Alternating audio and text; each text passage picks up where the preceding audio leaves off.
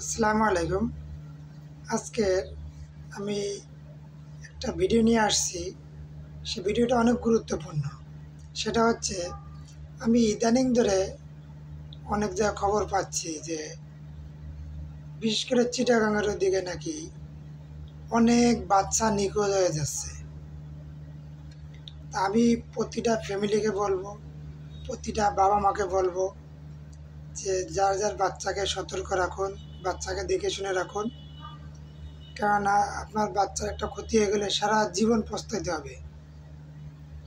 সবাইকে বলি যে সবাই একটু সতর্ক হন, কারণ ছোট মানুষ অনেক সময় অনেক কিছু বুঝে না। এরা বাচ্চারা বিশেষ করে 5-6 থেকে 10-11 বছরের বাচ্চাদের ছেলে হোক মেয়ে হোক এরা নিখোঁজ হয়ে যাচ্ছে। তো সবার কাছে আমি বিনীত অনুরোধ জানাচ্ছি যে আপনারা ভিডিওটা বেশি বেশি করে শেয়ার করুন আর সবাই সতর্ক হন।